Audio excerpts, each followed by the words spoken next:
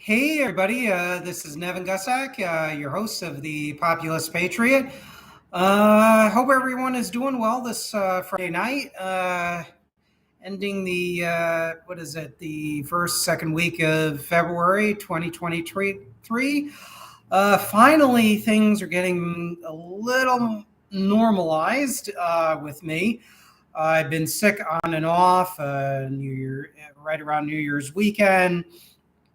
Got sick again late January, and then got some sort of really nasty stomach virus. So been sick on and off this January and whatnot. So I haven't been on as much as I wanted to be, but I'm finally better. Getting back into the swing of things here, and happy to be on. Today I wanted to discuss something that's been really kind of bugging me. We've had a number of, some of the corporate executives, notably Bernie Marcus of Home Depot, or formerly of Home Depot, as well as corporate conservatives that are basically saying that the American workers are lazy. In the case of Tommy Lahren, she says, yes, the tax system is not fair. Those who choose to work and succeed are footing the bill for the lazy asses who sit home and order Uber Eats. And she says, bullshit. Well, it's the typical conservative shit like this that pushes younger people to embrace socialism. It's this total straw man argument. Number one, if you're lazy and sitting around at home, chances are you're not going to be able to afford Uber Eats. If anything, you could barely afford your rent and other expenses as the cost increases and wages are not catching up. I mean, that shouldn't even be up for a debate, but it is, unfortunately. And it shows how this country is really behind when it comes to economic policy.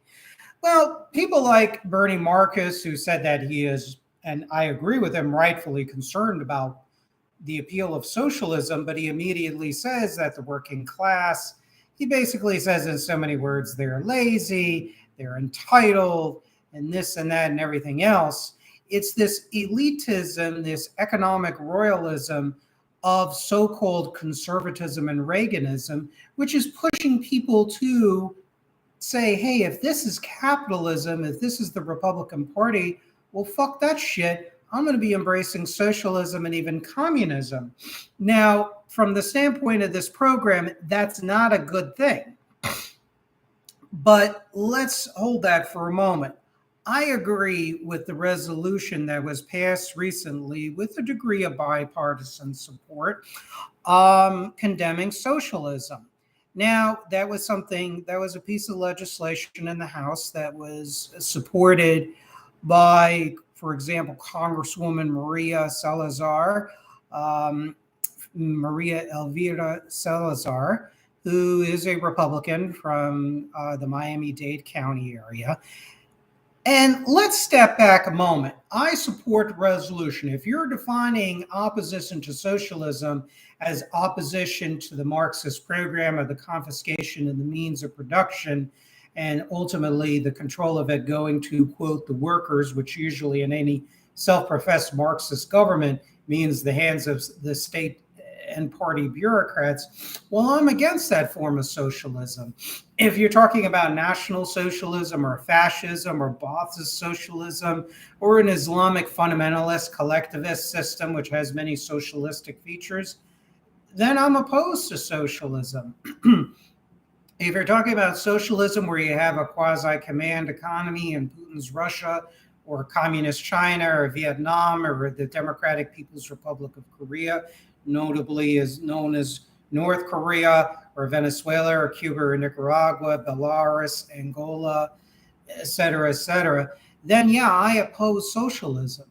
I support a form of capitalism because people should have the opportunity to innovate, to realize their dreams. There are people that are entrepreneurs by nature. When you have a competitive economy, especially where the free market works, which is in many economic sectors, things work wonders.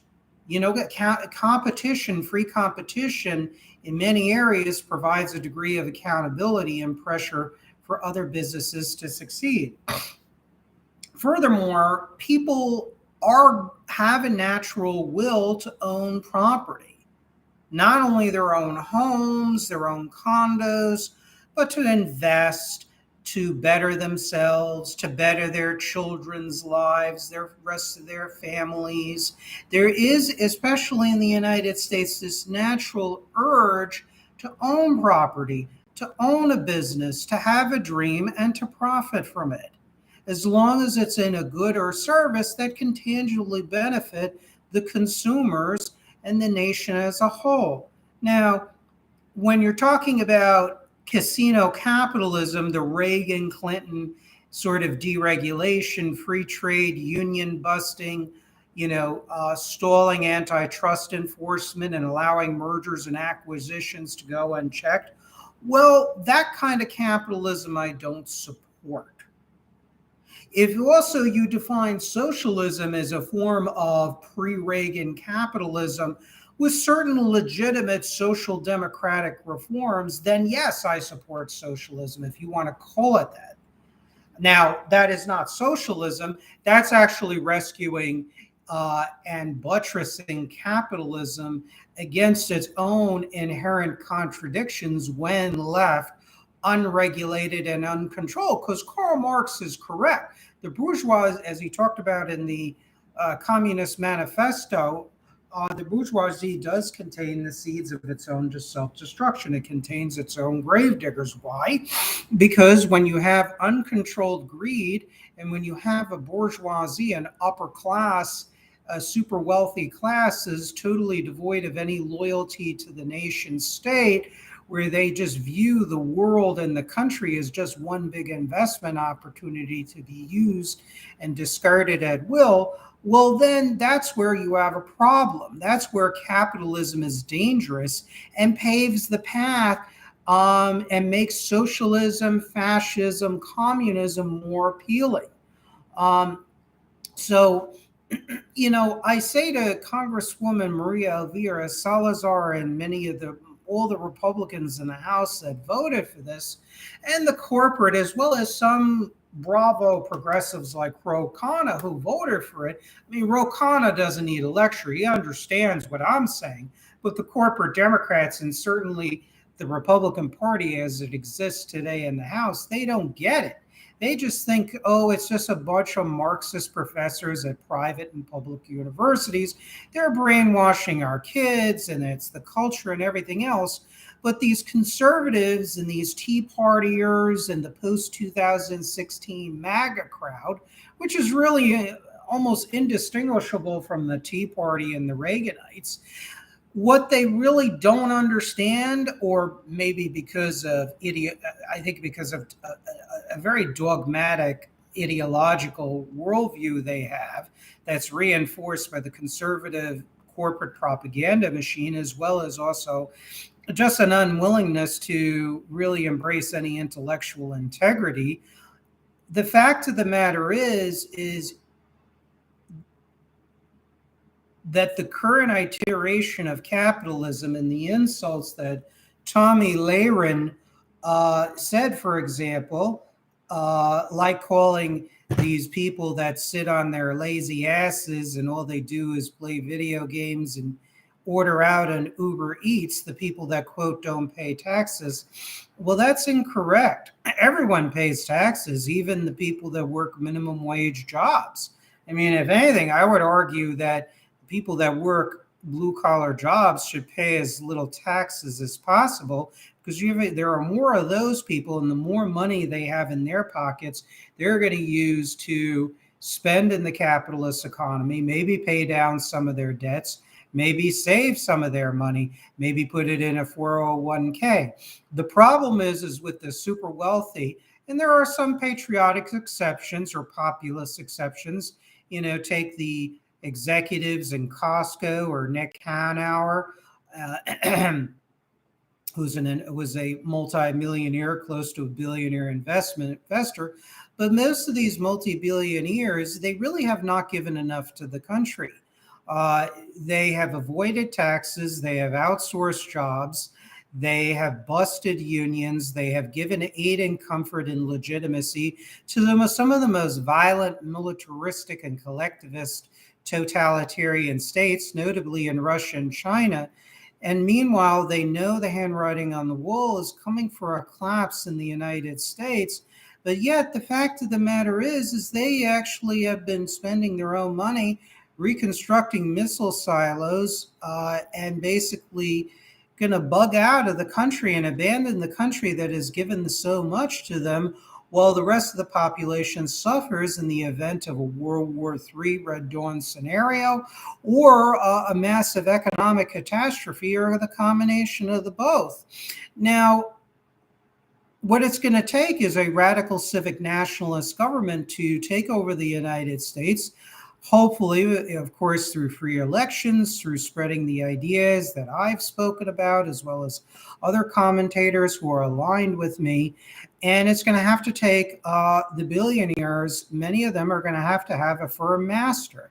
Because if we don't remove the causes of why people are more and more embracing, according to polls, socialism and even communism, if we don't do this, you're basically going to have, at some point, you could have the pitchforks of mobs led by demagogues, radical demagogues, who are going to basically go after the billionaires. They're going to put in, like Hitler or Mussolini did, a complete totalitarian command economy, which strictly controlled the super wealthy and chipped away at their privileges, powers, and voice in the government to some degree, and massively tax them and threaten them mortally, or Bolshevism in this country, or extreme socialism, which will confiscate their wealth outright and execute them. And I'm not for either fascism or communism. It's people like me that is the wall between the radical demagogues of fascism and communism and socialism, and on the other hand, the libertarian teabaggers and reactionary labor haters and corporate globalists that are basically worship at the altar of ideological dogmatism and selfishness. And radical civic nationalism is a happy medium, but it's going to take the multimillionaires and billionaires. They're going to have to take a more long-term thinking, and we're going to have to use public policy through tax and trade policy, up to including dissolving their corporate charters. And if they want to flee abroad, we can simply just confiscate their wealth. I mean, they need a firm master. It's either this country survives as a free and independent society, or this country goes under because of their short-sighted greed. Now, you're probably thinking, well, Nevin, what the hell are you talking about? Well, I'll give you an example. There was a former hedge funder who wrote a tell-all. I think his last name is Polk, P-O-L-K. I think his first name was Sam Polk. And what he was talking about was his time as a hedge funder. And he described himself and his colleagues as nothing but fireballs of greed.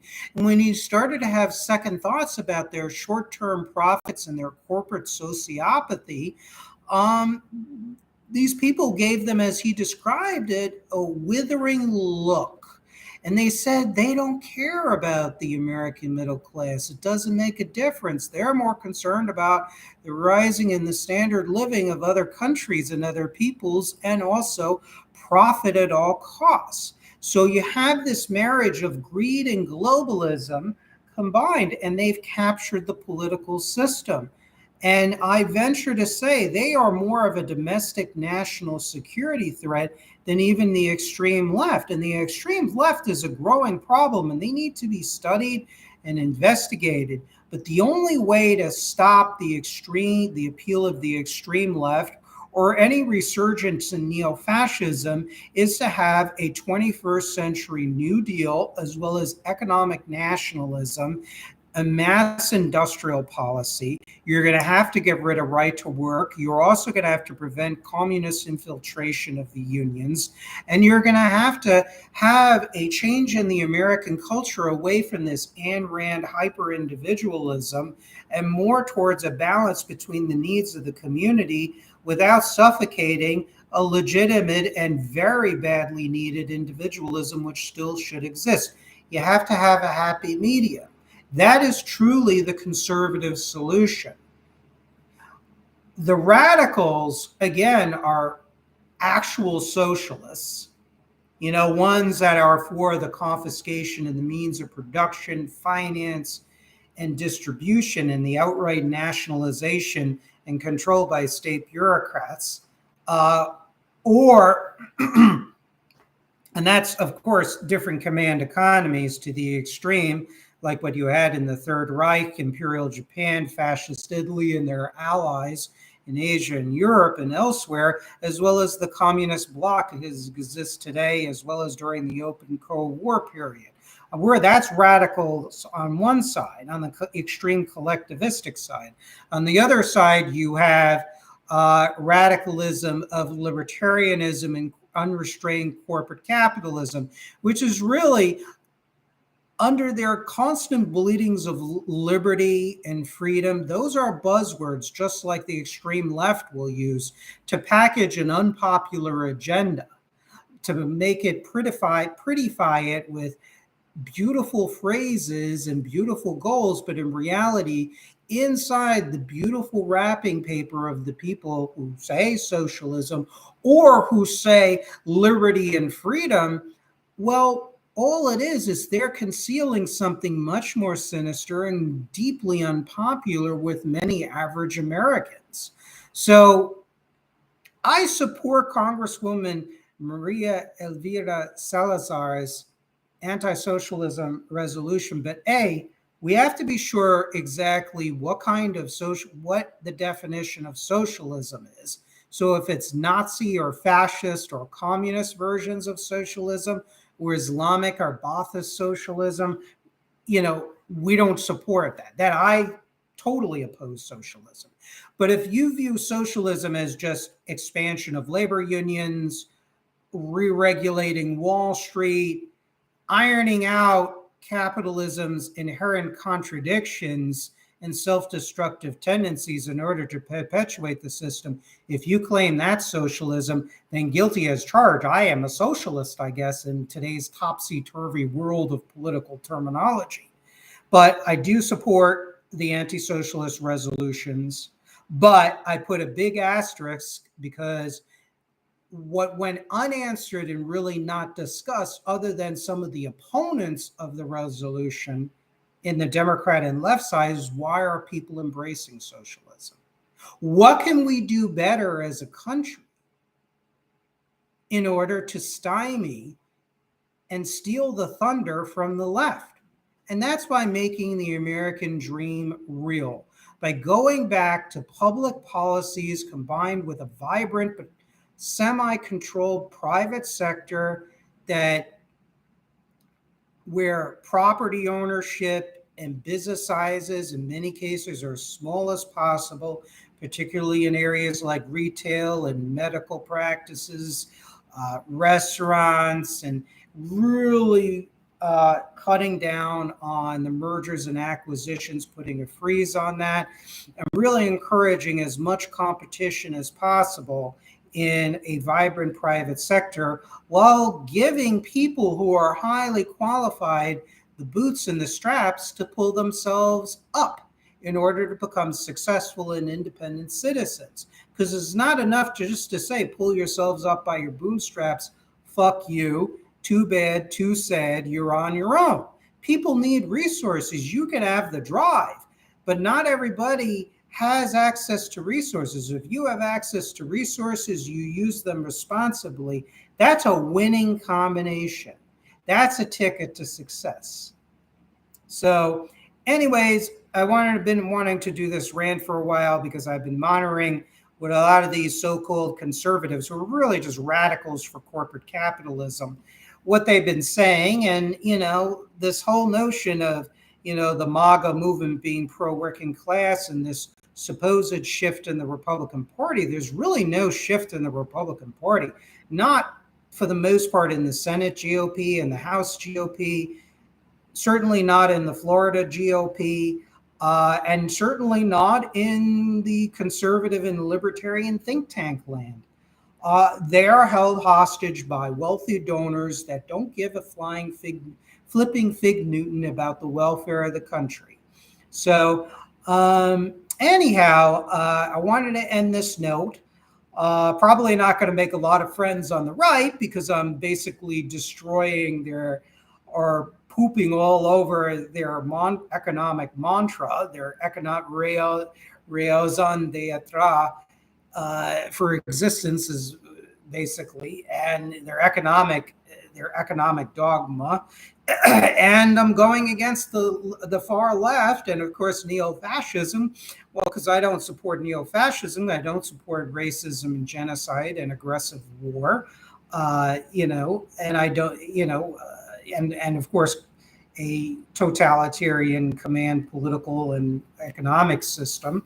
And I don't support communism either, but I understand their gripes, certainly. I mean, I listen to people that I completely disagree with, Caleb Maupin and some of the neo-fascists like New Frontier. And sure, their critiques of the LaRouche people, I mean, their critiques of the system have merit, but I will never support them because you don't want to choose one poison and go from arsenic down to Ebola either. To pick your poison, either libertarian capitalism or Marxism, Leninism, or National Socialism or fascism or LaRoucheism or whatnot. So this is why I really wish more people would subscribe to my channel. I mean, there's got to be more people out there that want a happy medium, and I represent that. People like Connor of Counterpoints Coliseum is another one. I mean, we got to network together. So, but anyways, I'm going to stop this stream right now. Thank you all for listening. I see one or two people listening here and there. Feel free to spread my channel, encourage others to subscribe to it, and I think I'm going to do a couple more live streams. Thank you all for listening.